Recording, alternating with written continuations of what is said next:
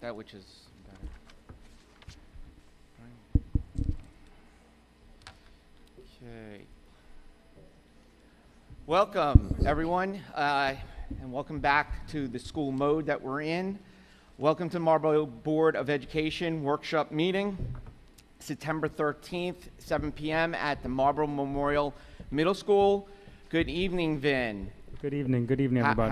How are you doing today? Good, how are you? Good. Can you call roll call, please? Sure. Mrs. Amster? Here. Mrs. Branch? Mr. Petruno? Here. Ms. Piernick? Mrs. Rosato? Here. Mrs. Shrem? Here. Mrs. Salaci? Here. Mrs. Trafasi? And Dr. Heller? Here. I will now read the Sunshine Law. Be advised that this meeting is being held in accordance with the Open Public Meetings Act, Chapter 231, PL 1975, Sunshine Law, and the adequate notice of date and time of agenda has been sent to the Asbury Park Press and the news transcript and has been posted and filed with the Marlboro Township Clerk. Copies have also been sent to each district school, God bless you, and other area newspapers in accordance with the law. I'm going to read in full, but will bring to your attention statement of videotaping a public portion of Board of Education meetings, public comment statements, no smoking or vaping on school grounds. Please rise for the Pledge of Allegiance. I pledge allegiance to the flag of the United States of America and to the republic for which it stands, one nation, under God, indivisible, with liberty and justice for all. Okay.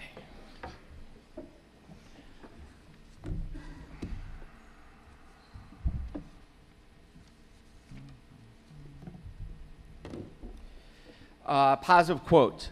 Judge each day not by the harvest you reap, but by the seeds you plant. William A. Ward. Student impact. Dr. Hibb. Student impact, please. Yeah, and we have no announcements. No announcements as well. Okay. Mr. Balone, student impact.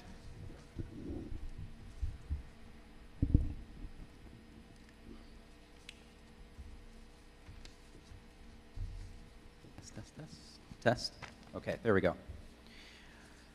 Student impact, we'll do a full-scale student impact next week at the regular meeting. However, we just want to give you a little update and a preview as to what's coming. Maya Doshi and Gabriella Prince, former fifth graders from Defino Central Elementary School, who were coached by teacher Farah Bono for placing second in the state in the New Jersey School Board Association Steam Tank competition last June.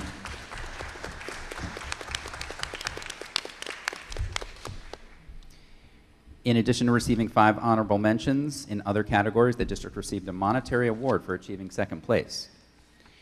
Maya, Gabriella, Mrs. Farah Bono, and Miss Amy Young have been invited to present at the annual workshop in Atlantic City for the New Jersey School Boards this October, so we'll be excited to see you there.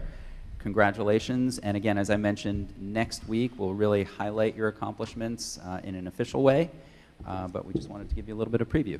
So congratulations.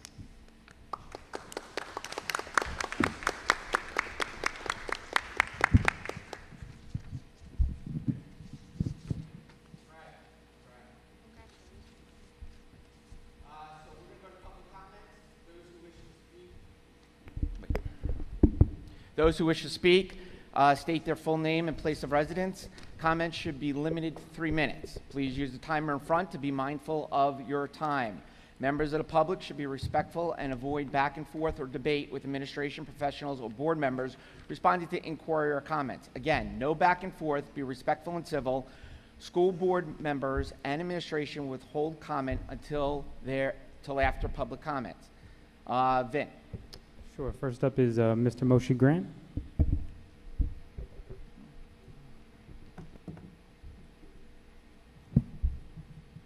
Good evening, everyone. How are you?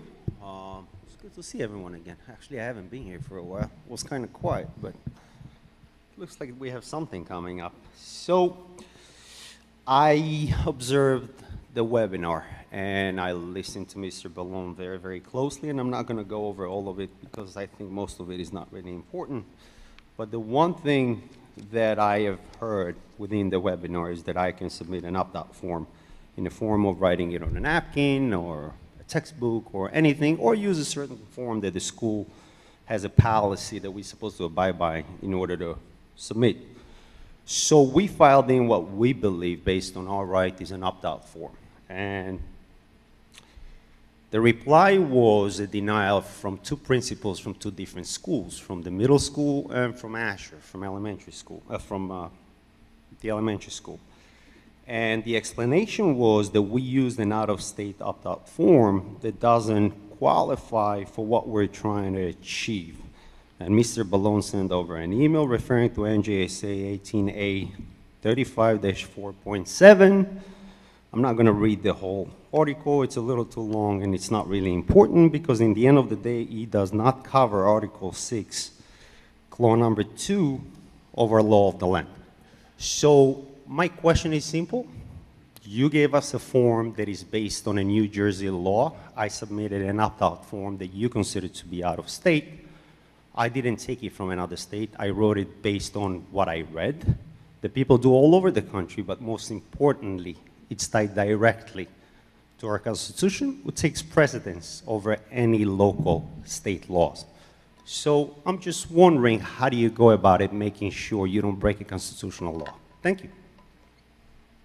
Thank you very much. Vin? Sure. Next up is Mr. Michael Olansky. Good evening, everybody. I'd like to first, Dr. Heller, Dr. Hibbs, the members of the Board of Education, I'd like to take a moment and thank you all for hearing the community and actually putting the opt-out button on the portal.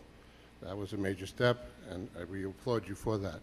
Not related to Mr. Grant, but I had an idea regarding the form as well, and it happens to be on the topic he was speaking of. If I understand it right, you go to the portal, you opt in if you so desire. It brings you to 5250 policy to read. Could we add an extra step where it actually maybe brings up the form itself with a e-signature? E-signatures are becoming mainstay. Mr. Zinnemer, you can advise the board. Maybe we bring up the form with an e-signature, complete the process, makes it easy for the parent, makes it easy for the district. I don't know who's taking the forms, who's filing the forms, but it's time on task. We could take that away from that person, give them other things to do, and make it easy on the parent or guardian to complete the process.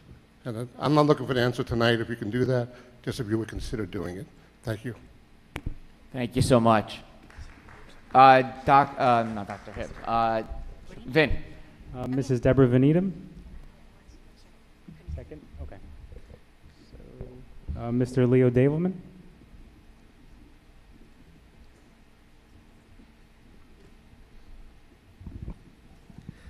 Hello, Leo Davelman, 51 Buttonwood Drive, Marlboro. Good evening, everyone. Exciting stuff. Kids are back in school. My kids at least, are absolutely delighted to be back, delighted to see their classmates' faces and the faces of their teachers, the pleasure they did not have at the start of the school year last year. So that's awesome, and thank you all for making that happen. That is really, really great. I haven't been to the meetings over the summer. The agenda has gotten a lot thinner, which is great. Not a lot to, I guess, hopefully pour over in there. The one thing I wanted to quickly mention today, I saw up for a vote, up for approval later today, the 5 objectives set for Dr. Hibbs. I don't have any concerns about any of the objectives. They all sound nice. The one thing I wanted to mention is they all seem to be things that Dr. Hibbs already does and has always done. I don't see anything in there as a stretch objective or a direct reflection of things we've all talked about over the last couple of years that we may want to make an objective out of. So I found that a little disappointing. I hope to encourage you guys to have a little more conversation about how to make an objective something other than just a reflection of the job and what Dr. Hibbs already does and does well, and add something else in there. For example, ideas we talked about last year, having some skin in the game for the administration as to the number of days the kids actually end up in school. Hopefully it never becomes important, But if it is, it'd be nice for that to be a formal objective. Other things of that nature, things that we've struggled with and had a lot of angst in this room over the last year or two, it would be nice to have them be reflected in the objectives. Again, if things go well, they're never needed, and it's an easy objective to accomplish. If things don't go well, it helps make sure that the administration has some skin in the game. Other than that, it's great to see everybody, and hopefully these meetings get shorter. Thank you. Thank you. Vin? That is all I have on both my lists. Would anybody else like to speak that didn't sign in? Go ahead. Just your name and place of residence. Hi, everybody. Steve Friedman. Nice to see everybody again. Happy new school year. 3 months ago, I brought in front of this board what I and many parents feel is a significant gap in our security protocol. Immediately following Sandy Hook 10 years ago, armed police officers were installed at every Marlboro school during school hours. You were able to implement this change within a matter of weeks. The optics were great, everybody cheered, and everybody patted everyone on the back, and everyone scored political points. Kids in the before and after care program didn't receive any of these added security measures. For 5.5 hours each and every day, there isn't a single armed police officer protecting each of the dozens of students across each of the 8 Marlboro schools. But this has been in place for 10 years for the safety of students, teachers, and staff only during school hours. 10 years later, we are fully immersed in the start of another school year. We've got all these topics that are being presented, discussed, debated at every single one of these board meetings, except this topic. We've got a superintendent and a mayor who continue to pat themselves on the back for a job well done on student security, but still no consideration to before and after care students. Why is my son's life less important because his mother and I work full time? Why are you making working parents feel that they're making unreasonable requests? Why has this oversight not been corrected in the 10 years since Sandy Hook? Why are we able to find $1 million for curriculum review, but we can't put together a proposal for this? And on the topic of proposals, it is an absolute insult to the intelligence of parents to hear a proposal returned by the business administrator. To arrive at his $1 million figure, he used a rate more than twice as much as what Marlboro currently pays, and proposes a shift schedule that makes absolutely no sense. Except if you're happy with an estimate so high that it gives everybody sticker shock, and all of a sudden, the topmost priority, student safety in this case, is too expensive. Your proposal was half-hearted. You were hoping we would drop this and go away. We're not buying it. We're not going away. Folks, this is not a controversial topic. This is not critical race theory. This is not LGBTQ. This is not even masks or social distancing. This is student safety, something that all of you say is the singular most important topic. Why can't we align on this? 3 months ago, I brought this to your attention. I was promised that this would be given priority. Yet all I see is apathy. Where are we with this? Parents deserve an update. Please, please don't tell us that matters of student security in this case can only be raised behind closed doors at the Security Council. There are plenty of ways to demonstrate that you're making progress on this, what the next steps are, and when this will be implemented. So the public would appreciate an update on this. Thank you. Thank you. Vin, that was it? Okay. Administrators and board members will respond afterward. I'd like to make a motion to close public comments. Anybody? Jill? Do I have a second? Jen, or whomever. Jen, any discussion? I see none. All in favor say aye. All opposed say no. The ayes have it. Would anyone from the board or the administration like to make a comment? Mark, could you start by the concept of federal law versus state law? Yeah, Are you talking about Mr. Grant's question? yeah, I think it's essentially about the importance of federal law and 5250. Yeah, I mean, New Jersey statute, you were correct, Mr. Grant, 18A 35-4.7 says that a child whose parent or guardian presents to the principal a signed statement that any part of the instruction in health, family life, education, or sex ed is in conflict with conscious or sincerely held moral or religious beliefs can opt out of that part of the curriculum. I don't believe that anybody in Marlboro is saying that we won't follow that statute, because we clearly will. But it's important that when the parent submits the signed statement to the school district, it's clear as to which part of the curriculum you're opting out of, and that the request is not broader than what New Jersey law permits. So again, we'll certainly honor any request. What we've done is tried to make it very simple by creating a form that simply requires the parent to fill in which aspect of the curriculum is in contravention of their sincerely held religious or moral beliefs. And once that form is completed, we'll certainly honor it. I like Mr. Lonlonsky's idea of perhaps even linking to that form right into policy. Forms are signed electronically. I don't think we would have an issue with that either. So we're operating under the same set of facts and circumstances. Now back and forth, guys. Dr. Hibbs, is there anything else? Yeah, for parents that are in the same spot that would like a further opt-out as per the policies that were up, or the concepts that were in Genesis, we actually sent them a form, Mr. Olonsky. So we already included that in. So if a parent at this point was trying to opt out of different things and didn't adhere to the concepts of 5250, we actually sent them a letter that actually had the template right in, and all they had to do was write in either health education, family life education, sex education, or the dissection of animals, so your concept, we've already done it. I have a question pertaining to this, specific to 8th grade, because that's where things didn't change much.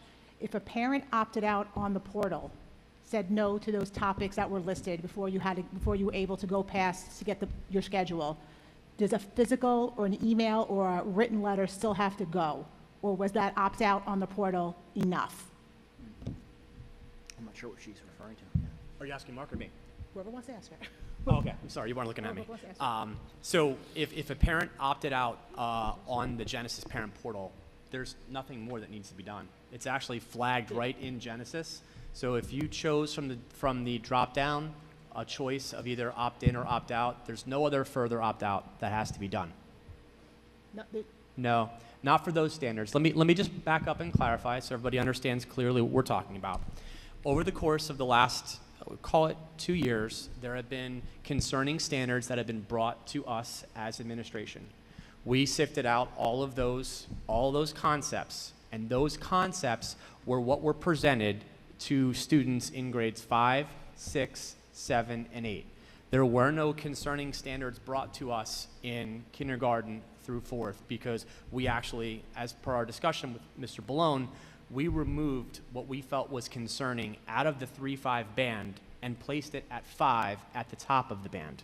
So, if a parent wanted to opt out of additional standards, so for instance, I could say that it's against my religion to teach nutrition. I'm just picking that as an example.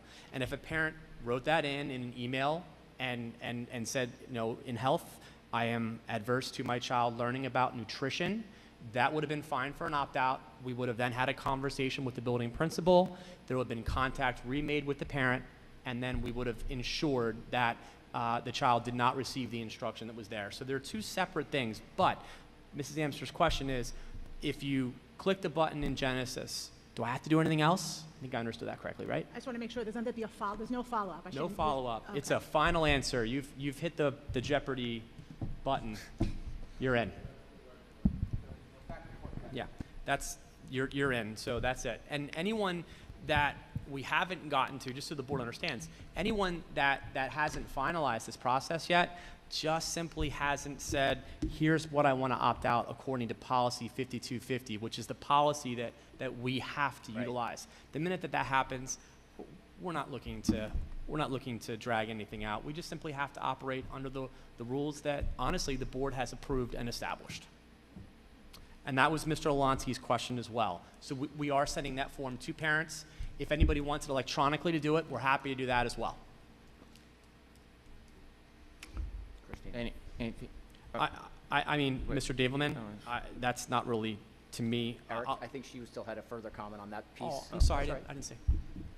I just had a question. So just to clarify then, I thought the last meeting we said we were going to link the form somewhere on the main page or with the policy so that parents can easily find it. Did we do that or The policy, the 5250 opt-out? Yeah, the form's being linked into the regulation. It's already linked. Yeah.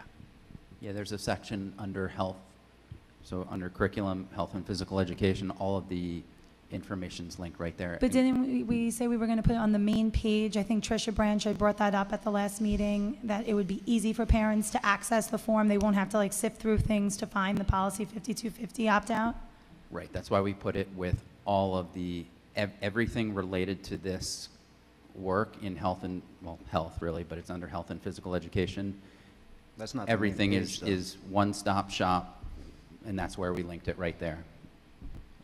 Yeah, I'm sorry, I'm just going to chime in real quick, but I thought we had agreed to, or per Tricia's statement, make it accessible on the main page. And if I can just piggyback off of that, I have a question, like, whether it's on the main page or not, I'm sorry, I didn't mean to cut you off, Ms. Rosado, but is an email requesting, I'm not following why a denial letter is being received. Is an email requesting that the students be opted out not sufficient, or does it have to go through the Genesis portal and no email? No, I would actually ask you to take a look at policy 5250. That would probably clear a lot up for you. Underneath there are specific things that you can opt out under with topics. The categories I just read. Yeah, the categories. And any parent that wants to opt out of any of those categories just simply has to list the category and what it is. Okay. So if you don't do it that way, it turns into a not following the rules, and we have to then figure out where everything falls, and that's just not really fair for us. So, okay, so on the opt-out form, it's listed all the different, Yeah. like, Health education, categories. Okay. family life, sex education, and dissection of animals, right, Mike? Those top four? Yes. Yeah. It's super easy to navigate, and to be honest with you, we haven't had too many concerns come up at all. We had some that complied right away, and other people a handful that did not. But we responded very, I think, respectfully in actually running some of those through Mark to make sure that I was doing it correctly. Right. Given the, given the fact that, we've had some issues over the last couple of weeks. I saw, with the, there was one item that had been in the science curriculum that was removed. Given that we're apparently still, finding items that were supposed to be removed that weren't, isn't there some leniency that could be given towards the emails to possibly, Something what? some leniency given towards emails that are sent in for the opt-out rather than sending a denial letter? Yeah, it's not about leniency. It's just about complying with the policy. Right. Right. We're not. There's no time frame associated with this. A parent could opt out any day of the week, all year. So there's no. And I don't think the denial's without further explanation as to what needs to be done to be Absolutely. compliant. With the form attached. So let's say you submitted something that didn't comply with 5250. We are actually emailing you back the form in that letter. So I mean, can't even make the argument that it needs to be more accessible. How could you be more accessible than actually emailing the form to the parent that had the concern? I think I think that's really the highest level of service we could possibly do. The with real an issue, explanation. Dr. Hibbs, is we're lacking specificity. So we actually want to comply with the wishes of any parent. If we don't know the specifics, we can't protect that parent's child from the content. So that's all. I mean, last month, when we had discussed it, you had assured me, that if there was no response in Genesis, which, you basically made it sound like it wouldn't happen just because parents are going in to see the bus schedules and all that, so they should see it when it first pops up. But if there was any issues, that you would follow up with a phone call. Wouldn't a phone call suit better than a denial letter? Yes, I tried that. You tried, and then when there was no response, you sent the denial letter. No, I was, without getting specific, parent didn't want a phone call. Okay. Every scenario? This specific one. We've contacted every parent. I had one issue where the parent denied a phone call. Okay. So I tried. All right. I appreciate that. Thank you. You're welcome. And again, to clarify, the denial isn't just a no, it's a, here's where your request was deficient. Please here's help what, us. here's what you need to do to fix it, essentially. doubt. Am I correct? Yeah, Yeah. totally correct. Okay.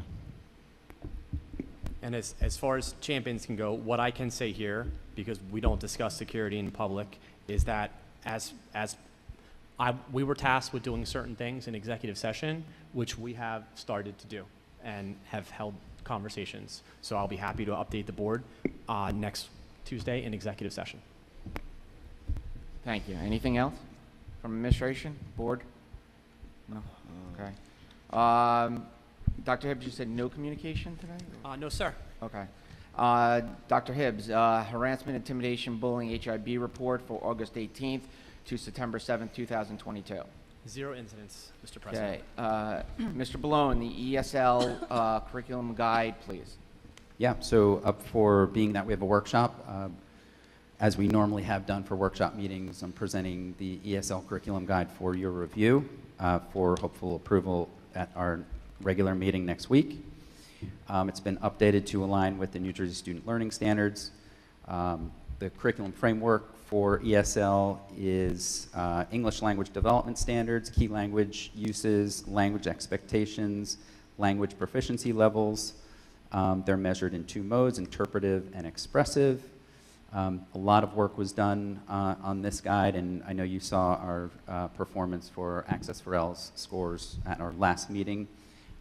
We have a pretty robust program in ESL, and I'm here for any questions either now or as you review it over the course of the next week. The draft guides also are up in our usual fashion for the public on the draft curriculum guide section of our website. Thank you. Does any member have any questions with that? Okay, thank you, Mr. Balone. You're welcome. Susie, can you please read financial business operation matters? I'm sorry, can I just? Yep, go. May I? Yep. Before we go through these, I would like to ask the board if it would be okay. I'd like to basically make a motion if we could table items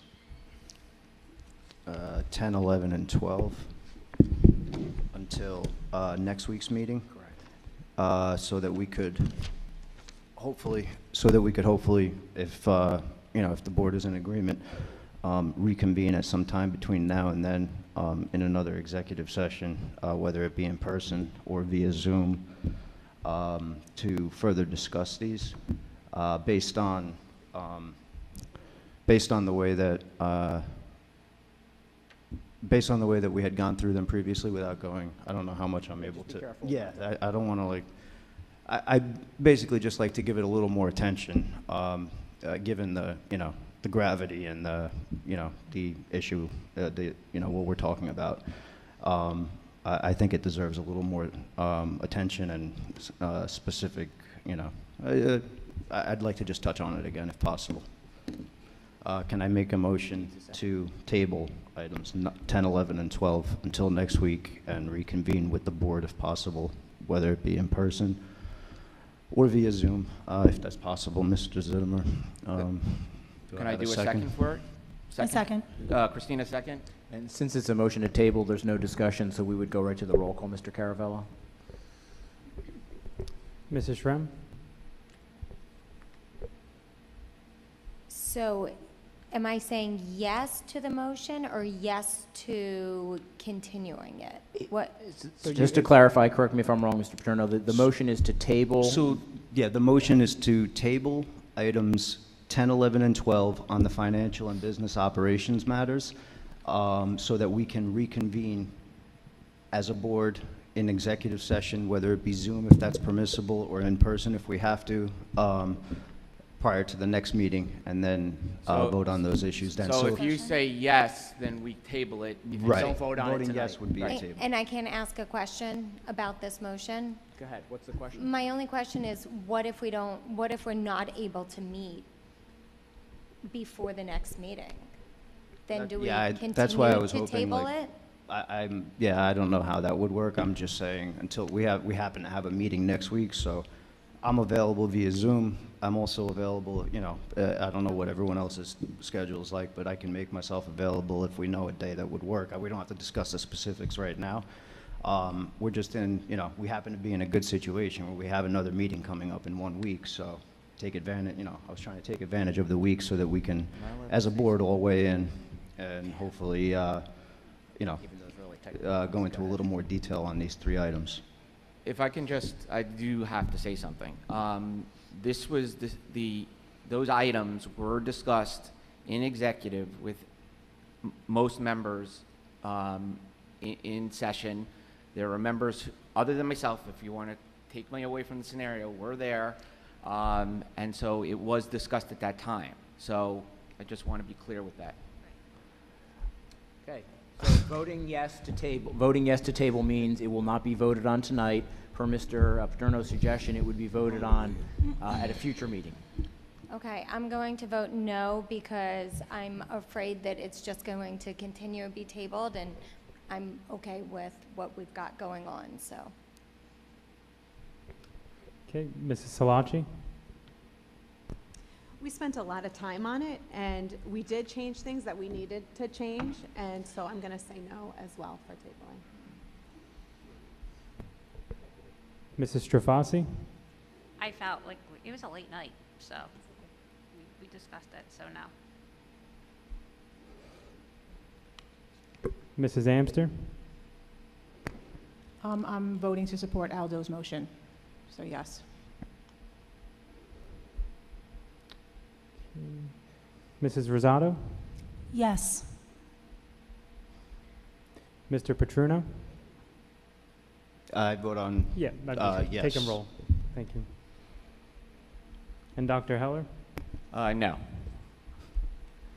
Okay, so Okay, the 4-3, motion did not motion carry, passed. so now we go to the main agenda.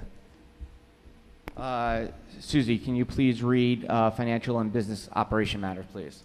The superintendent of schools submits the following resolutions for approval. 1, harassment, intimidation, bullying, HIB report. 2, approval to submit application for stabilization aid. Did you say 1 through 12? Thank you.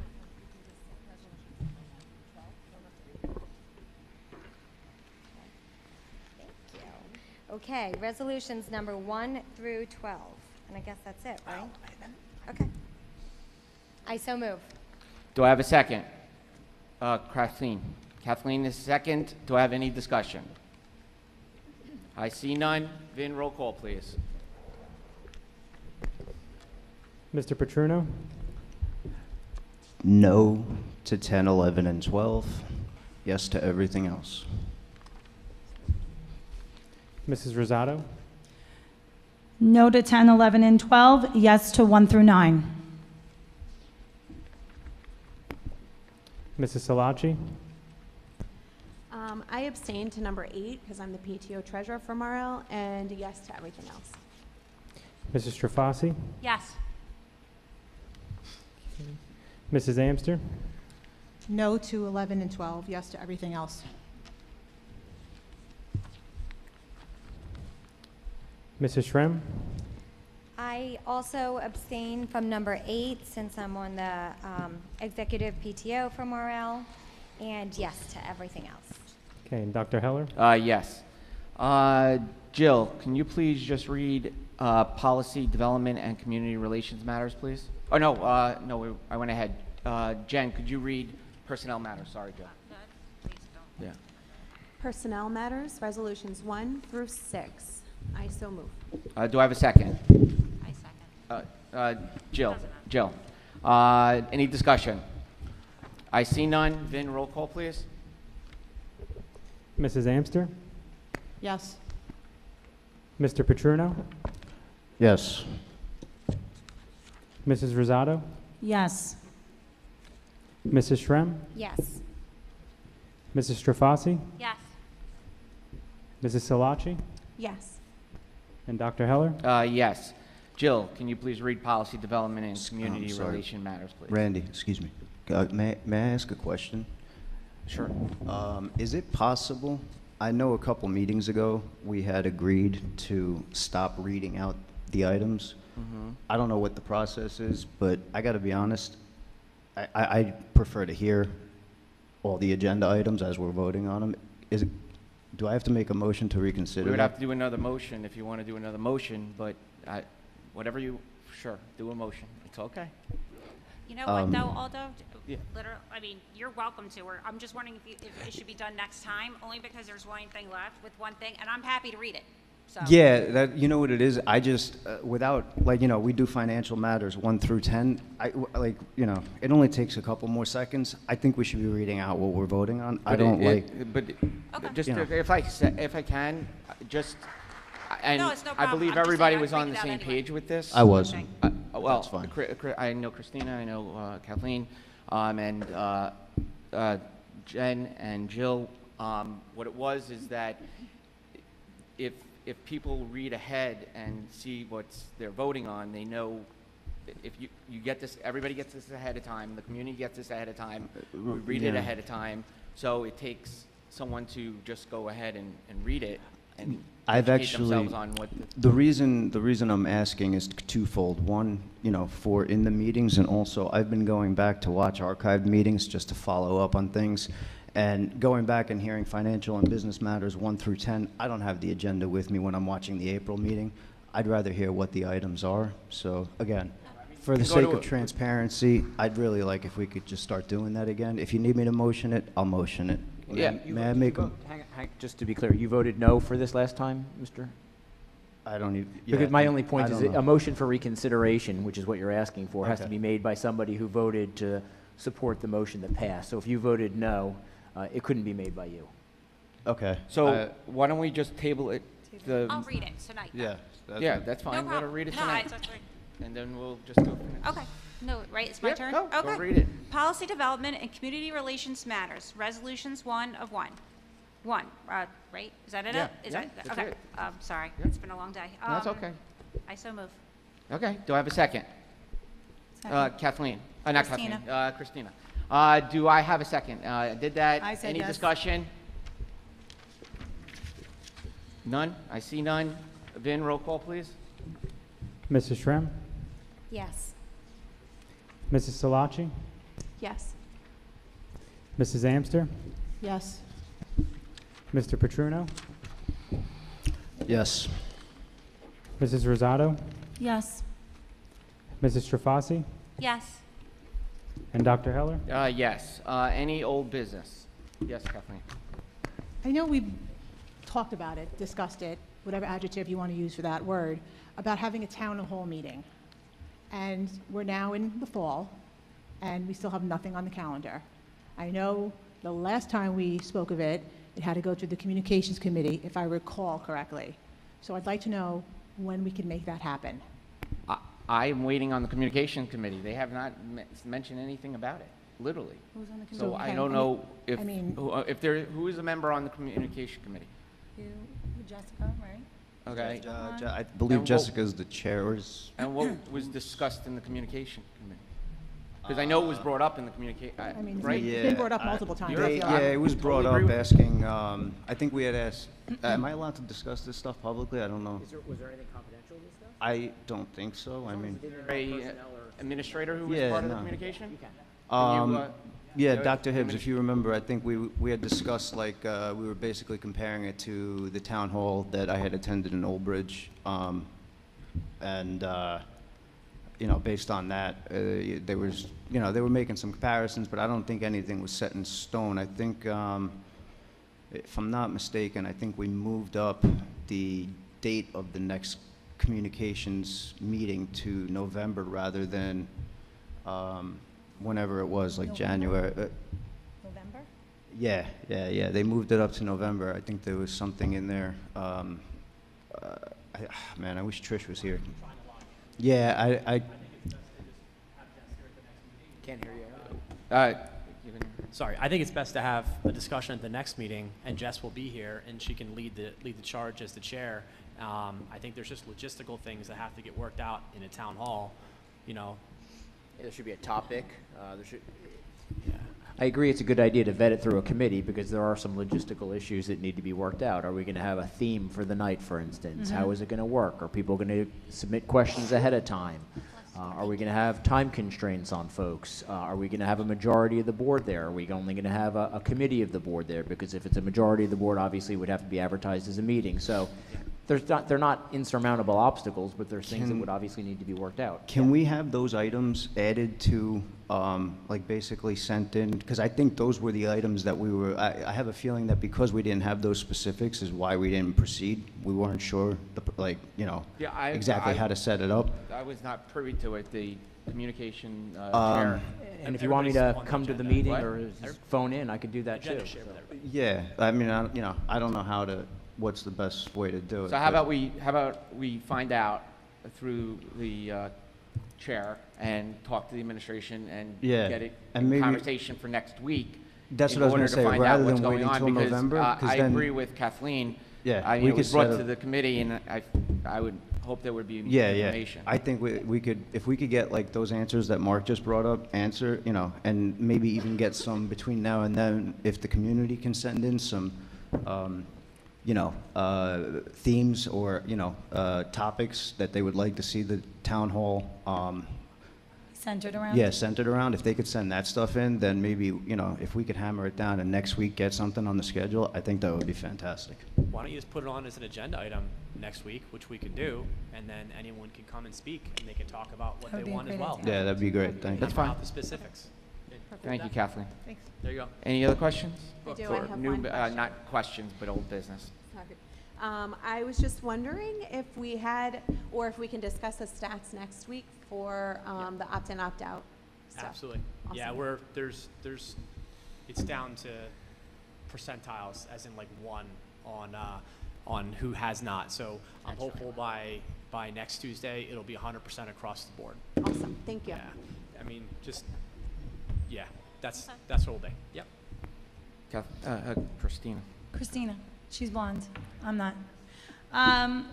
The last meeting we discussed, we tabled or we put in a parking lot the end of year assessment data. Will we have that for the next meeting? Or is that another point? No, there we go.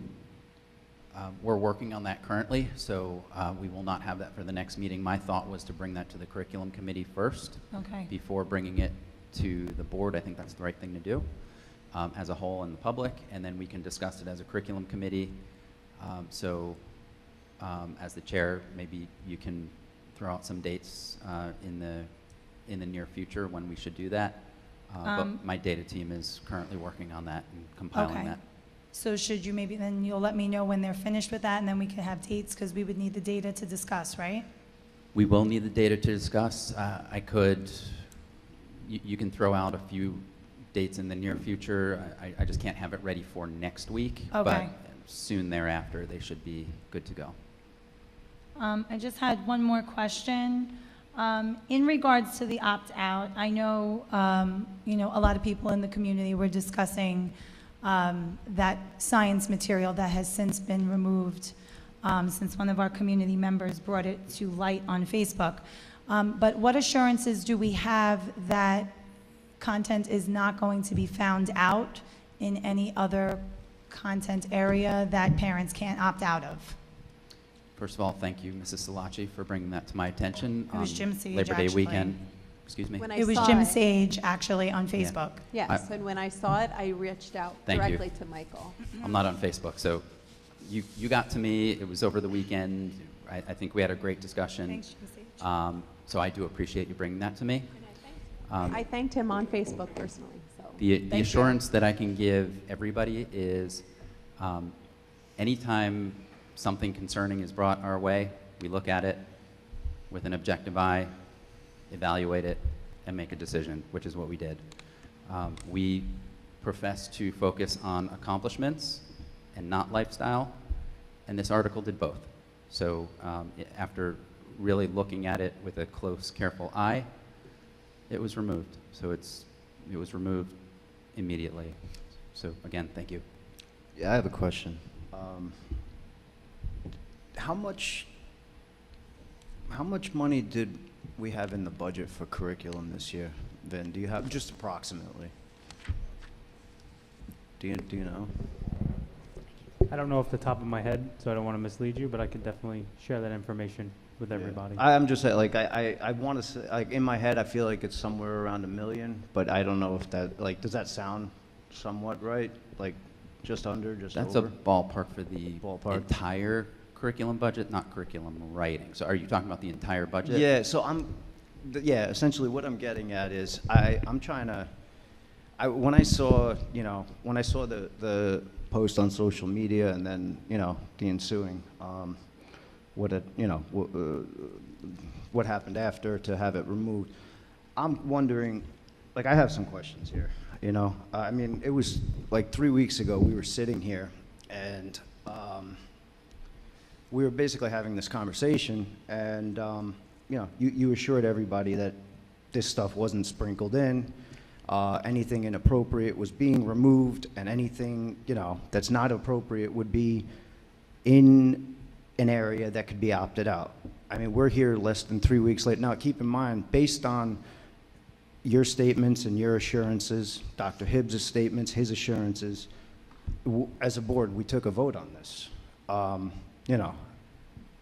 not saying the vote would have gone another way had the assurances not been made, but I feel like we were, basically making a vote under some false pretenses. That being said, That's a little strong. I don't think it is based on based on what we're discussing. Sorry, Mark. We've been discussing this for 14 months when there was Paul, a do you word in have the a- curriculum that, Mr. Balone didn't want to say in public. This was nothing new. Like, we knew this was coming. I sent sorry. several emails. I don't know how many emails did I send to you in July saying how critical this was and that I really want to make sure that we don't have an issue like this. So far. Which in turn, I got an email response from Randy telling me, don't worry, you know how important it is, which I found mind-boggling, why it came from him and not you. And then when you did respond, it was basically, you basically told me that not to worry because, every curriculum writing season is just as important as the next. This one is no more important than every other. You hold them all important, which I respect, I understand. But now that we're 3 weeks later and we're already on the first day of school, we had found, one instance that slipped by. I mean, I have some questions. What is the process for when mistakes are found? Who's doing the reviewing of the curriculum? Is this something that was reviewed this summer that was missed? Like, who actually Could you go one at a time for him? Sure. Let him respond. Paul, do you have something to say? Yes, I'm just want to make sure that in order to talk about administrators, there has to be a rights notice and making sure that we are not crossing the line as far as evaluating at administrators. I just wanted to perhaps have Mark waiting on that. Yeah, you're correct. Staff members are not allowed to be evaluated publicly. I'm keeping a mindful eye on the discussion. I don't think it's evaluative, but certainly appreciate the comments. And everybody obviously has to be mindful of the fact that we're not to publicly criticize or evaluate is a better word, the administration. Could you just go one at a time for him? Yeah, no problem. Mr. And Petrino. Mr. Apollon, I'm not trying, I appreciate that, and I'm not trying to, Mr. Petrino. I'm not trying to critique Mr. Ballone's doing his job. I'm trying to understand how this happened. So the first question was, how much did we spend for this curriculum writing season, as I was told it's called? So I can- Okay, Mr. Caravella has that figure for you. So the total curriculum budget was 1.35 million, and then curriculum writing out of that was $164,000. Okay. And that's basically money that is just paid That's- to faculty members or Yep, whoever it that's is. strictly designated in an accounting line called salary curriculum writing. Okay, and that's for over the summer review, like that curriculum Correct. writing Yep. season, as we call it. Okay. The process for when mistakes are found, who's reviewing the curriculum guides over the summer? Like, who is it that's actually reviewing them? Who chooses who's reviewing them? And Could you just go one at a time? It's hard when you rattle off three. So I can answer the first portion. So who's reviewing them? The supervisor, and then the supervisor brings it to me. And then how people are chosen.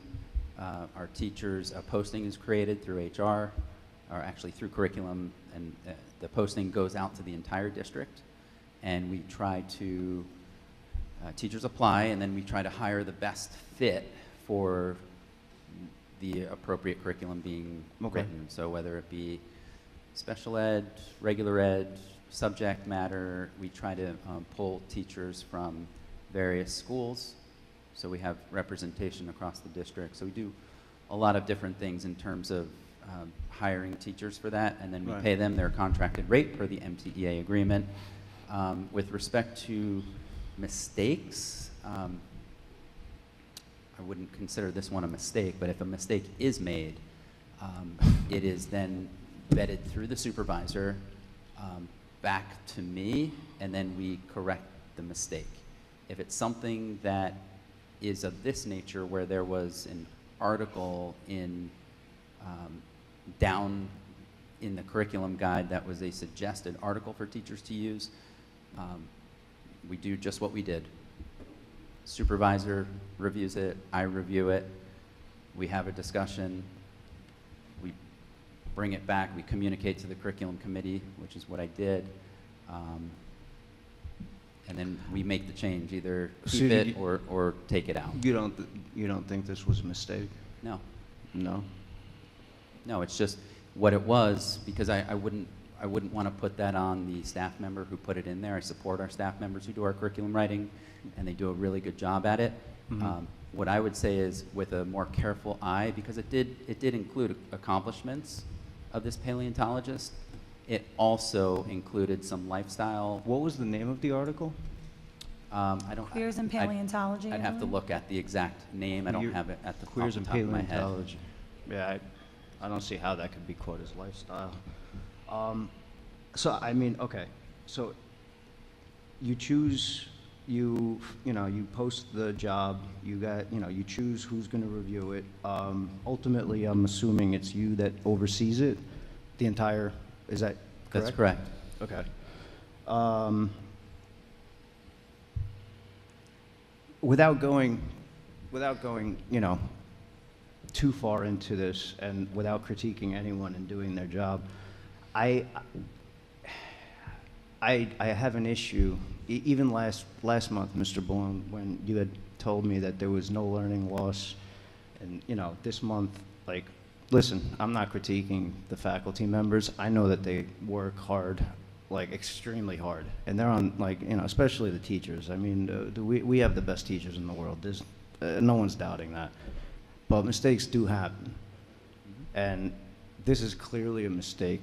And to not call it a mistake, I feel like, I don't even know how to word it, but we're not acknowledging. How can we, fix issues if we can't even acknowledge they exist?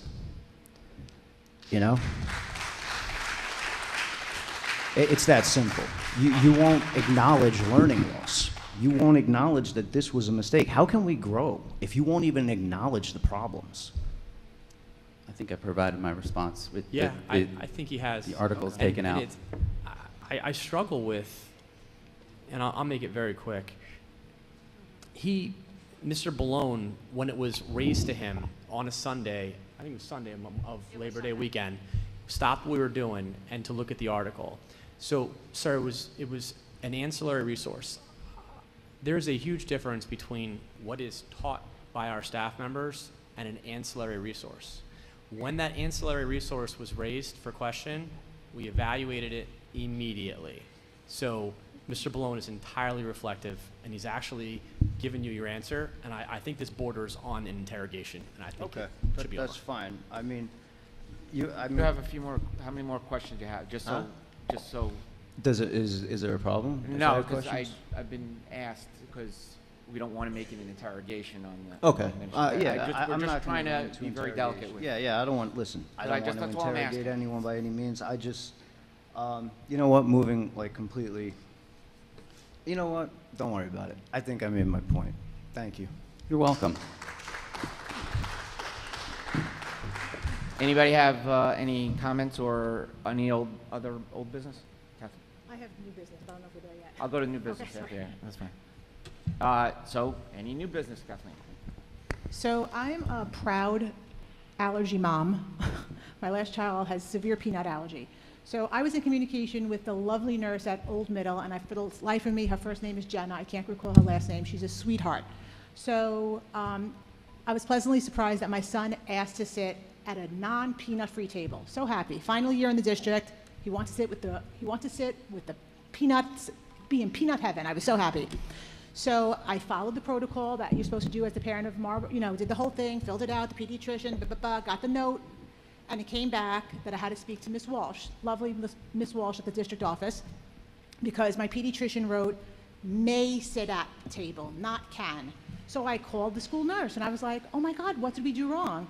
So she says, this isn't the first one, it's just that this word, and we both were discussing it, and we actually thought this was a great idea, that to save her, the nurse, the work of calling the parents going back to the pediatrician to get the note, like if we had a template of exactly what wording was appropriate, so there wasn't this, okay, we have to go back to the pediatrician because you can't put can, you have to put may, you got to put may, you got to put can, exactly what's needed in the note, it would make everybody's life, the nurse, the parent, the child, much happier. I mean, it's like a template or? Like a template of a letter, because I know Mark had to approve it, the legal counsel had to approve this note. And again, my pediatrician's in Spring Lake. That's a solid 35-minute ride from here. She doesn't do scans, she doesn't do email. So there are doctors who are still old school that way that you still have to go. So for peanut people out there, or allergy people out there, I just think having a template of what the pediatrician specifically needs to write would make, and we know how hard the nurses work here, it would just make their lives a little bit easier. It's actually, go. Nurse Greasy brought that conversation back and made the suggestion, so it's already in the works. Perfect. Yeah. Anybody else have any other new business? No? Okay, so we are going. Okay, so we're going to go to public comments. Second one, those who wish to speak should state their full name and their place of residence. Comments should be limited to 3 minutes. Please use the timer in front to be mindful of the time. Members of the public should be respectful and avoid back and forth or debate with administration, professionals, or board members responding to the inquiry or comment. Again, no back and forth, be respectful and civil. School board members and administration will withhold comment until the public comments. Vin. Sure. First up is Mrs. Annette Seward. Hello, Annette Seward, 18 Nashua Drive. I'm not shivering this week, so I'll take my time. I had a few questions. Last week, Dr. Hibbs, you mentioned anything more than a napkin for the letter that the parents had to write to complete the opt-out. So I was just wondering if we could just be more clear that the letter is no longer necessary on top of the opt-out toggle, or is any letter stating, the free writing of I don't want my child opted in? I'm just confused. It was different answers last week and this week. Can you please provide how many children were opted out of the health curriculum in ratio to the students in the district? I was just curious for my own research.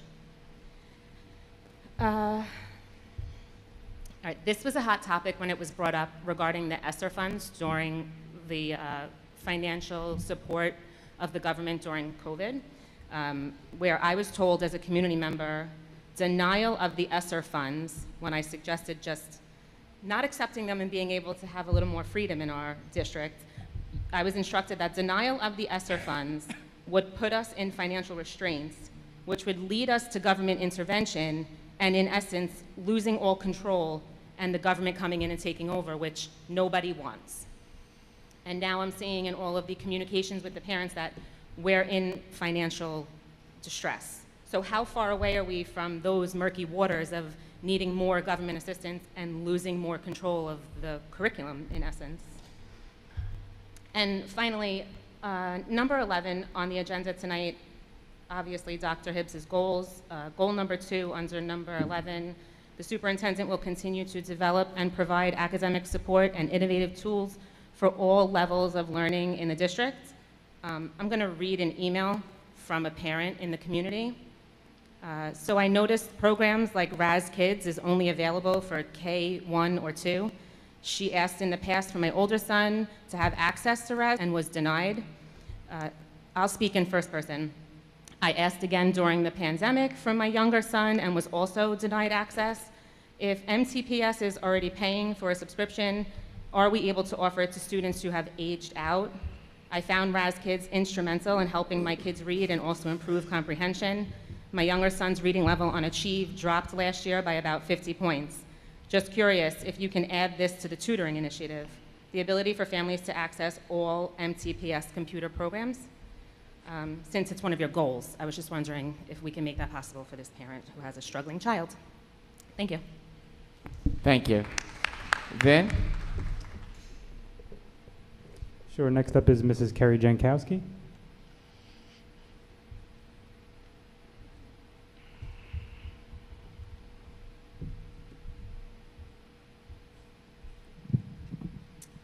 Hi, Carrie Jankowski, Morganville. I am a working mother, and as a working parent, I am proud of my job and do love going to work every day. But admittedly, I struggle with the guilt of sometimes not being there. Most recently, I could not attend my 5-year-old daughter's kindergarten orientation. This was just the tip of the iceberg of things I will have to say no to: chaperoning class trips, attending the class parties, being a mystery reader, etc. 3 personal days over the course of 180 days times 3 children doesn't stretch very far. I know my children understand, and as a parent, I cannot be a part of everything, but the guilt still gets you. But what I thought I had was back to school night. I am disappointed back to school night has been taken out of the school. I appreciated the email and the reasons. I don't personally agree that those reasons outweigh my dependence on being at back to school night for my daughter's first time in school. Back to school night is what it is meant to say, back to the school.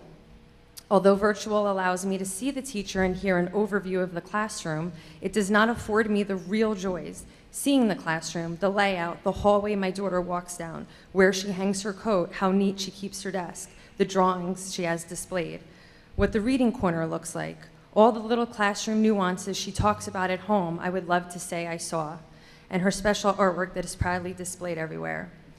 As a mother of a child who received services, virtual does not give me a true experience of where the speech room is, where the OT room is located, meeting all the staff who work with my child. Virtual takes the personal connection out of what back to school night is supposed to be. Most of all, I'll miss putting that little love note on my girl's desk, letting her know I was there and that mommy was able to go to something. Thank you. Thank you. Vin? Sure, Mrs. Deborah Van Edem.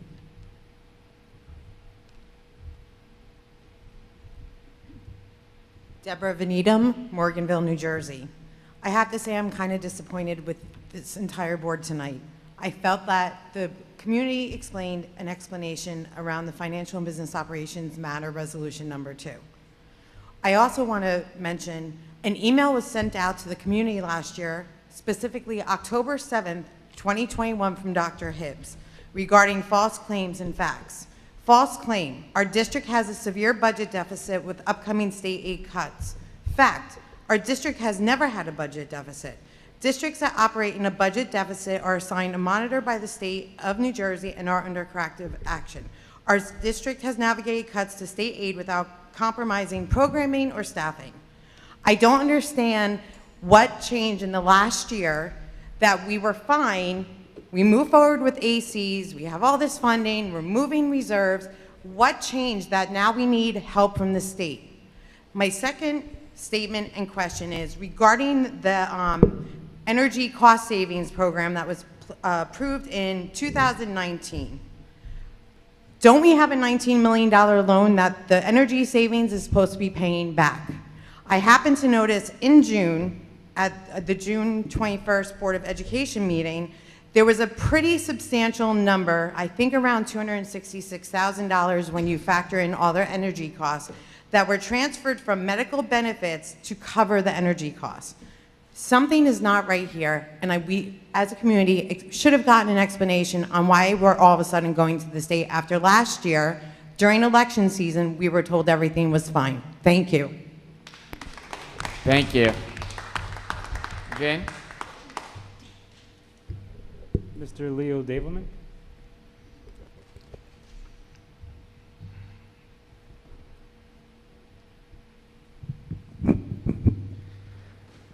All right, so I signed up to speak in the first part of the meeting before I knew how this now works. I have to say that I am incredibly upset by what I have witnessed. We had a member of the board make a request for a little more discussion about a topic that he feels warrants a little bit more discussion.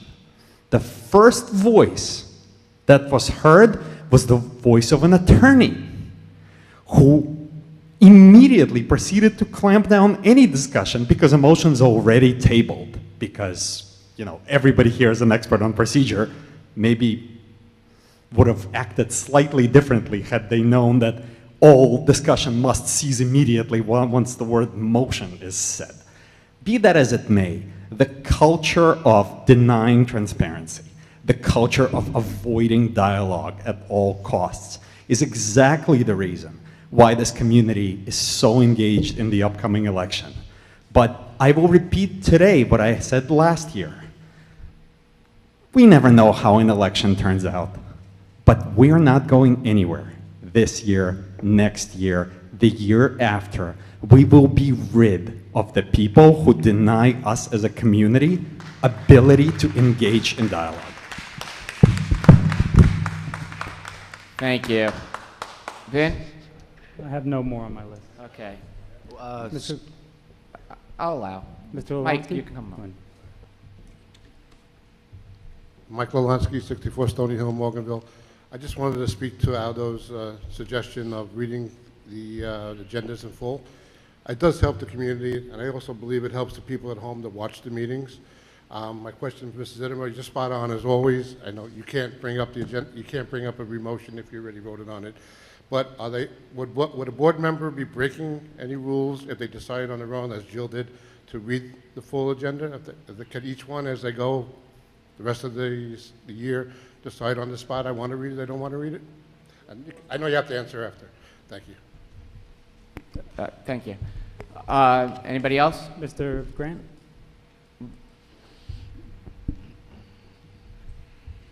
Yeah, Moshe Grant, 8 Sudbury Road. I apologize for speaking from the seat over there. I kind of misunderstood the meaning of a workshop meeting, and again, it's my fault. I apologize for that.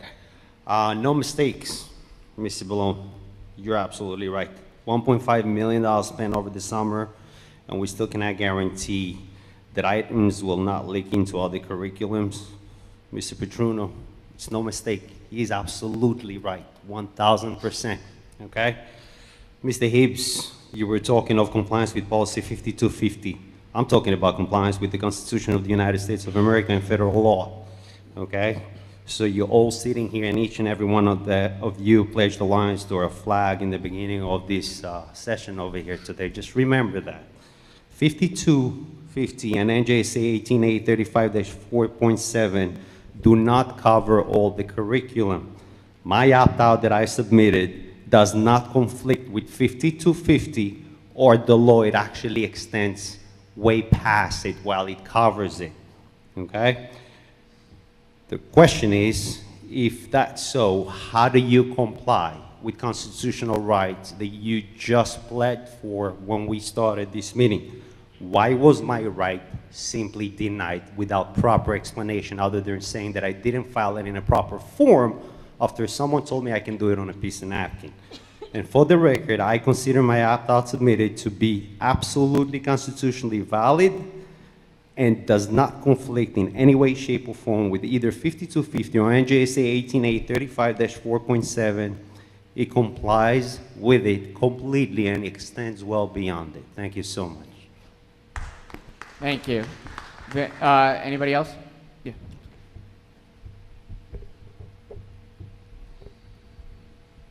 Hello, Irene Dechterman, Morganville, New Jersey. So I have a question about the topic that Aldo brought up with that article. It's not just one article. There was a whole site with a ton of links to a ton of articles. So my question is, either it is sprinkled into our curriculum, and do parents have the option to opt out of these science classes that are going to teach these things, or it's not sprinkled into the curriculum and these 20, 30 articles somehow got in there mistakenly? And I just don't understand why you're telling us one thing and then we're digging into the curriculum and we're finding not just one, we're finding a lot. So that's just my question. Clarify, please. Thank you.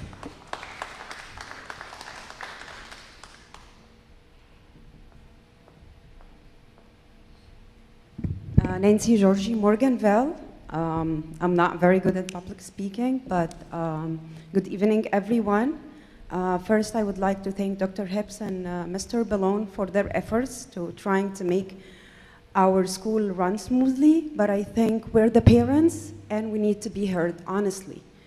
I have questions regarding the curriculum because according to New Jersey Learning Standard, the inclusive material should be included in all subjects, science, English, math, social studies, everything. And I have seen throughout the year since 4th grade, since my daughter that she's in high school now, here and there from this topic that if I have the choice, I would opted her out.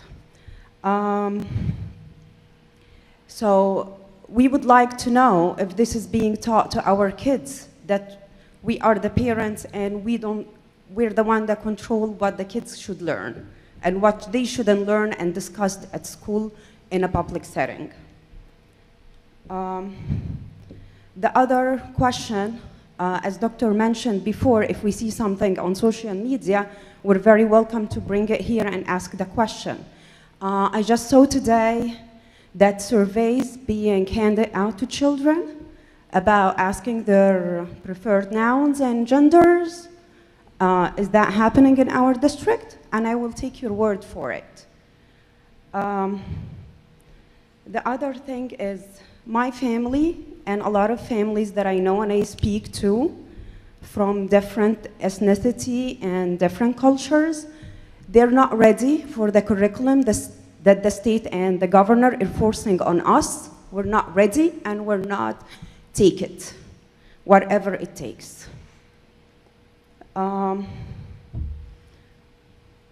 The other thing is that's for the teachers. I know that a lot of teachers knows and understand the heavy responsibility on their shoulders and the effect that they have in our children's lives every single day for 8 hours long, more than we can spend with them.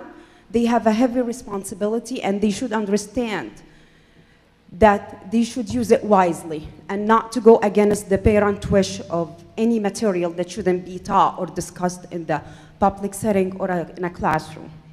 The other thing I noticed when we're signing the forms on the Genesis, that I didn't see the dress code policy, that there is a dress code coming to school. And when my point of this is a professional setting, and we need our kids to learn how to be professional and act professional, speak professional, and dress professional, especially in the higher grades and in middle school.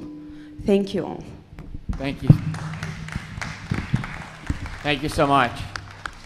So we're gonna close public comments. Administrators and/or board members will respond afterward.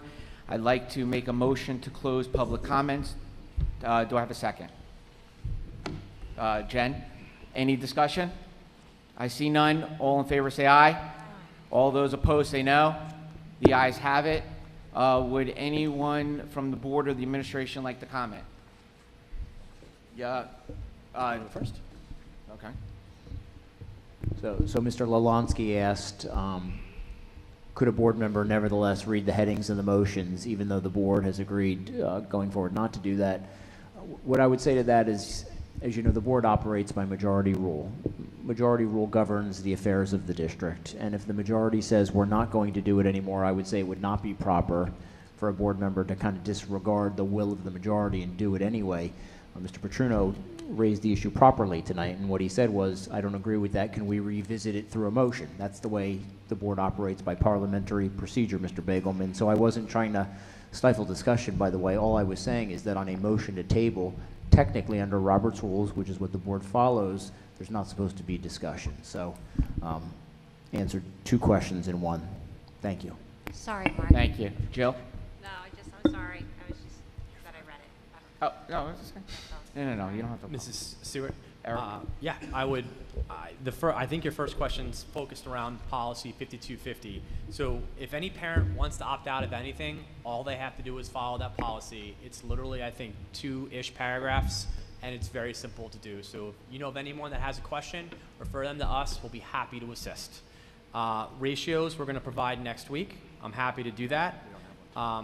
Vin, you know, those in succession things that you stated, I think ending with state takeover, I don't think was. I could just clarify. Hi, Mrs. Stewart, how are you?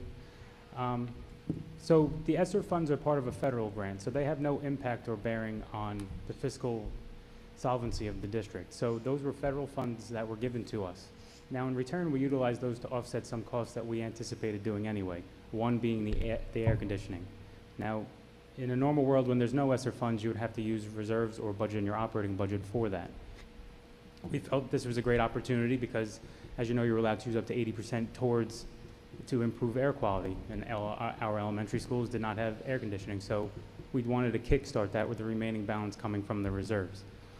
When the government takeover is discussed, I remember, if I was being quoted from a previous meeting, it was during the mask mandate, if we would not comply with an executive order, the government has the right to come in and take over our district and thus also withhold our state aid funding. So this is considered in the accounting world Fund 20, which is your special revenue fund, and that's all of your grants that you receive. It's completely separated from the operating budget that we get approved. No.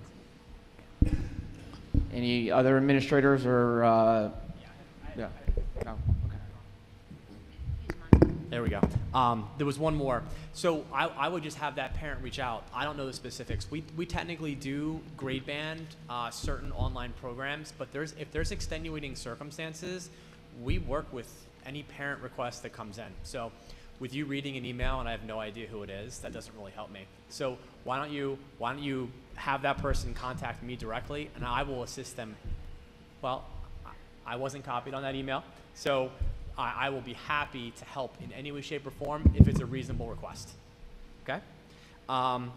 As far as Mrs. Jankowski goes, we had an administrative discussion. It was actually multiple discussions. I understand it's not a universally popular call for back to school night, but to be honest, I take opinions out of it and do what I have to do to protect the system. And in this moment, I think that was the call that I made, and I think it is the right call in the moment. What we are going to do is to survey parents and guardians sometime in October for next year, and we'll get real numbers. And our intent is to transition back to in-person back to school nights. Ben, you want to also take Mrs. Venedum and the concept of quoting me about the deficit? Sure. Hi, Ms. Venedum, how are you? So we are in no shape or form a deficit. I've never even mentioned the word deficit. Number 2 is stabilization aid. So what this is the governor has incorporated in its budget any district that qualifies, which we would, in losing S2 funding, I mean state aid funding under S2. So we're taking this opportunity to apply for lost funding. So we have lost an approximate $3.4 million since the 1920 school year because of state aid cuts. The governor is giving this an opportunity as like a one-time application to try to submit and recoup some of those costs. Now, it is distressful to lose any type of state aid because you do have to navigate challenges, whether it be cutting programs or staff, but we've been able not have to do that. But we're taking this opportunity to apply for that.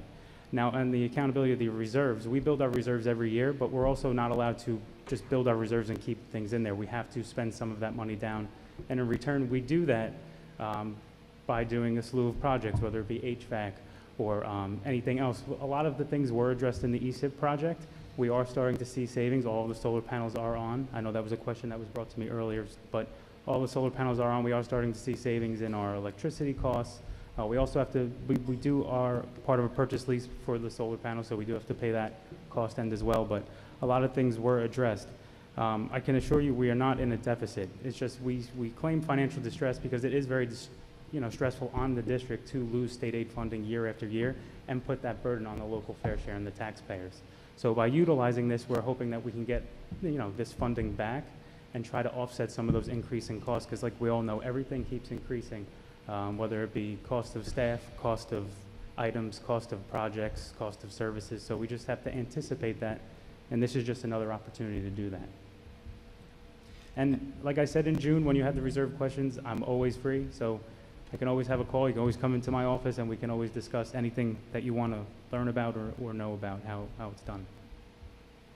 Thanks, Vin. And one more just comment about the energy savings improvement plan or the project you referenced. It wasn't really a $19 million loan. That project gave us money to put towards projects. That's what that was. So it's not as if that we had a pot of money to pull down from, right, Vin? I mean, we did projects with that money. We do make, so just to correct, we do make, so we had, it was a loan. So we do pay a payment every year based off an amortization schedule of what's owed. But we had to contribute some of our money. So I think we contributed about $4.5 million towards that project. The total project was $19 million. The rest of it is financed in a loan. But the energy savings that you get back from all the improvements you made pay for the loan. So you're able to budget accordingly in the budget with the savings that you utilize from other areas, such as utilities and things like that. But, you know, not all bets are off when the utility companies decide to raise the utility rates in the offset of doing that. Yeah, they did. They keep doing it. Thanks, Vin. Great job. Mrs. Deckerman, Mike, you want to take that one? Sure, I can address a few of them. Okay, go for it.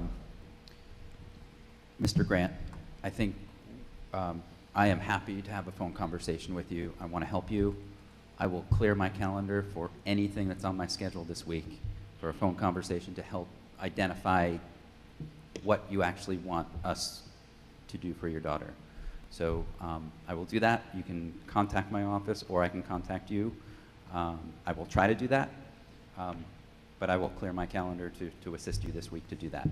Mrs. Doshi, same thing. I think you had a lot of questions that I think are probably better answered over the phone, so we can really have a discussion on what that looks like in terms of the surveys on gender. I'm not sure where you got, did you get, well, I know it's not back and forth. I can assure you that's not something that we are putting out here in this district, so I'm assuming you heard that that was happening in other districts. We are not doing that here. No. So those are those two things. In terms of the sprinkling of content, I think I answered that question. Yeah. We're not doing that. And also, too, I think dress code's in the agenda book, but I don't have the agenda book in front of me, but I'm pretty sure there's dress code information in there. And we also never go against the wishes of parents. So anybody who would opt out through 5250, we will make sure that there are flags in Genesis and conversations with every teacher. Because believe it or not, our staff don't want to get this wrong. They absolutely do not. They want to get it 100% right for you. We actually want to help everybody here. Anyone here that has a question, just reach out. We could have answered a host of these, you know, through an email or a phone conversation. For whatever reason, that doesn't ever seem to happen, but we're happy always to have conversations and to assist you in any way, shape, or form. Sir. Thank you. Anybody else like to make a comment? I'm making a motion to adjourn. We're not having executive as it's been tabled from administration to next week. Next week, okay. So I'm going to make a motion to go into executive, not executive, in adjourn, right. Making a motion to go in, to adjourn this meeting. Do I have a second? Susie, any discussion? I see none. Everyone have a good night. Stay safe and healthy. All in favor? Aye. Anybody opposed? No?